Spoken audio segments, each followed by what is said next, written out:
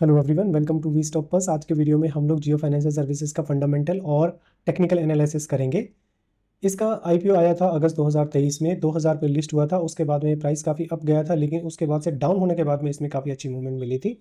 तो पहले देख लेते हैं कंपनी क्या करती है, किस सेक्टर से रिलेटेड है, और अभी तो ज़्यादा टाइम हुआ नहीं है तो बहुत ज़्यादा इसमें प्रॉफिट होने की संभावनाएं कम है।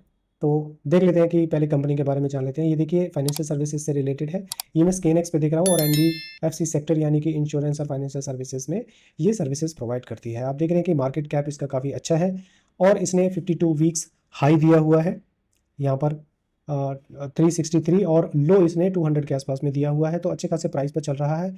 तो आगे जाके कि क्या संभावना इसमें होंगी वो तो अभी टेक्निकल जब हम एनालिसिस करेंगे वहाँ पर देखेंगे।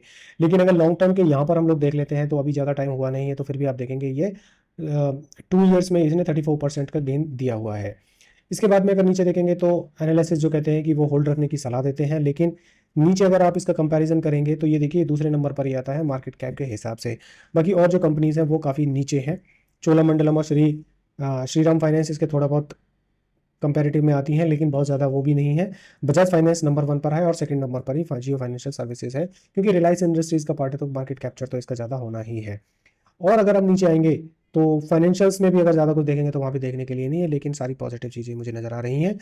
जो इसमें मेन मेरे लिए होती है देखनी, वो ये होती है कि मैं देखता हूँ म्यूचुअल फंड की होल्डिंग इसमें इंक्रीज या डिक्रीज कहाँ पर हुई है। अगर मैं ट्रांजेक्शन्स को यहाँ पर देखूंगा, इसकी स्टडी मैं ऑलरेडी कर चुका हूँ, तो मुझे पता है कि इसके रीजंस क्या है। अगर आप यहाँ पर देखेंगे तो एडलवाइज ने इसने डिसीज किया है, इसने यहाँ पर प्रॉफिट बुकिंग की है। यहाँ पर भी इसकी प्रॉफिट बुकिंग हुई है मई 2025 में, वो मैं आपको अभी दिखाने वाला हूँ। लेकिन आप देखेंगे महिंद्रा के बैलेंस फंड में और मनु लाइफ में इसमें फ्रेश बाई हुई है और इसमें स्टेक जो है वो इंक्रीज किया गया है। तो यहाँ पर काफ़ी सारे पॉजिटिव साइंस है। इन लोगों ने अपनी प्रॉफिट बुकिंग की है, वो कैसे की है वो मैं आपको अभी चार्ट पे दिखाने वाला हूँ। चलिए फ्रेंड, मूव करते हैं चार्ट के ऊपर में। अगर यहाँ पर देखेंगे, मैं हूँ अभी वीकली के चार्ट पे।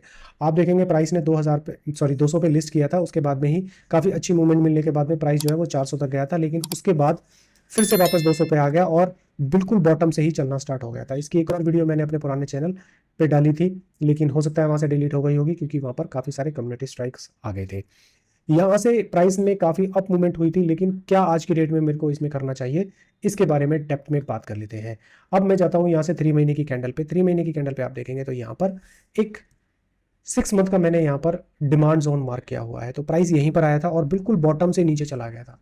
ठीक है, यहाँ पर हो सकता है किसी, अगर कोई इस रूल को फॉलो करता है स्मार्ट मनी कॉन्सेप्ट को, तो हो सकता है किसी ने अपने यहाँ पर स्टॉप लॉस भी लगा दिया होगा, क्योंकि 200 से बिल्कुल नीचे चला गया था। लेकिन हम थोड़ा सा नीचे ही रखते हैं, क्योंकि यहाँ पर जो ये एरिया होता है इसको हम लोग बोलते हैं लिक्विडिटी जोन्स। मतलब कि जो बड़े बड़े इंस्टीट्यूशंस होते हैं उनको पता होता है कि यहाँ पर ऐसे रिटेलर्स होंगे जिन्होंने अपना स्टॉप लॉस लगा रखा होगा, और उनको ऊपर जाने के लिए बहुत सारे ऑर्डर्स चाहिए होते हैं। तो वो यहाँ पर ऐसे प्राइस को नीचे लेके जाते हैं, जिसको लिक्विडिटी जोन बोलते हैं स्मार्ट मनी कॉन्सेप्ट के हिसाब से। तो ये कॉन्सेप्ट था। अगर आप डेप्थ में सीखना चाहते हैं तो डिस्क्रिप्शन में मेरी वेबसाइट का लिंक है, वीर स्टॉक पल्स। वहाँ पर मेरा एक कोर्स है 4 घंटे का, उसको ज्वाइन कर सकते हैं। वहाँ पर मैंने सारे कॉन्सेप्ट बताए हुए कि किस तरह से डिमांड जोन की मार्किंग करते हैं, रिस्क मैनेजमेंट कैसे करते हैं, ऐसे सारे कॉन्सेप्ट मैंने क्लियर किए गए। अगर आप सीखना चाहते हैं तो लर्न कर सकते हैं।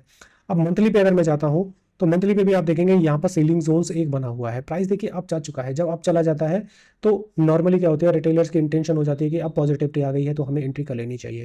दोस्तों, हमें सबसे पहले ये देखनी चाहिए कि प्राइस में अभी मूवमेंट कहाँ पर है, प्राइस अभी कहाँ पर चल रहा है। अगर किसी सेलिंग जोन में है तो वो तो सेल का जोन है, मतलब कि वहाँ पर तो सेलिंग करनी है, बाइंग नहीं करनी है। बाइंग हमेशा डिमांड जोन में करनी होती है। तो अभी यहाँ पर कोई बाइंग नहीं बन रही है, क्योंकि ये एक अभी सेलिंग जोन में पहुंच चुका है। मैंने यहाँ पर मार्किंग नहीं की क्योंकि मंथली जोन कोई अच्छा नहीं है। लेकिन एक पॉजिटिव साइन इसमें यह है कि ये एक बहुत बड़े टाइम फ्रेम और बिल्कुल बॉटम से चल रहा है।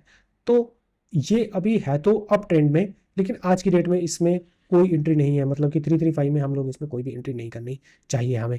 अब मैं अगर वीकली की मार्किंग करूंगा तो आप देखेंगे कि प्राइस ने, क्योंकि बिल्कुल बॉटम से चल रहा था, तो यहाँ पर एक मैंने वीकली सीलिंग जोन मार्क किया था, जहां पर पहले आया प्राइस कुछ दिन स्टक रहा, लेकिन फिर बहुत अच्छी कैंडल ने इसको ब्रेक करके ऊपर चला गया है।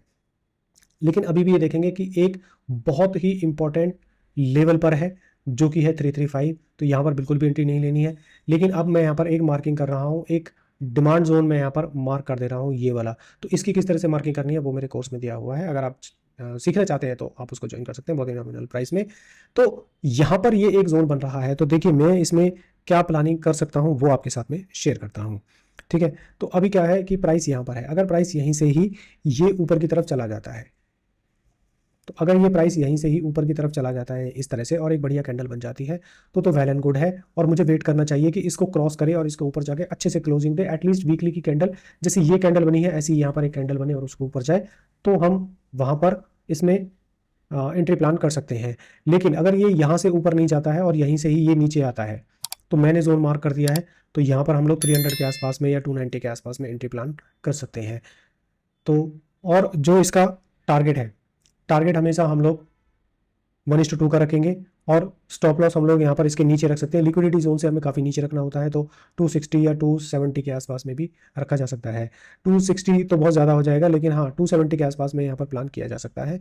अगर ये इसके ऊपर में जाकर क्लोज होती है और बाद में रिट्रेस होती है, और यहाँ पर ये जोन ऑलरेडी बन चुका है, देखिए ये वाला रेड कैंडल एक बन चुकी है, अगर ये जोन यहीं पर फॉर्म हो चुका है ऑलरेडी, ये वापस आती है और फिर से रिट्रेस होकर वापस आती है, तो फिर यहाँ पर हम लोग एंट्री प्लान कर सकते हैं और इसमें ऑल टाइम हाई के लिए बने रह सकते हैं। 1:2 का टारगेट ईजिली लगाया जा सकता है। आज की डेट में एंट्री नहीं लेनी है, देखना है कि आने वाले टाइम में इसमें क्या प्लानिंग होती है। तो मैंने आपको अपना नज़रिया इसमें दे दिया है कि पहले क्लोज होने का वेट करें, यहाँ पर एंट्री ले सकते हैं, या फिर रिट्रेस हो जो सबसे बेस्ट है, यहाँ पर एंट्री ले सकते हैं। स्टॉप लॉस हम रखें इसके नीचे। अगर प्राइस यहीं से ही नीचे आता है तो एक बढ़िया जोन बन चुका है, यहाँ पर एंट्री करेंगे और यहाँ से हम लोग स्टॉप लॉस ले लेंगे, और ऑल टाइम हाई या फिर 1:2 का टारगेट हम लोग इसमें प्लान कर सकते हैं। देखिए अगर आप इन्वेस्टमेंट कर रहे हैं तब तो इसमें ऑल टाइम हाई के लिए बने रह सकते हैं, लेकिन अगर आप ट्रेडिंग कर रहे हैं तो इसमें 1:2 से ज़्यादा टारगेट नहीं लगाएं और दूसरी ट्रेड को आइडेंटिफाई करें। Thanks for watching my video, please come back again for such wonderful videos.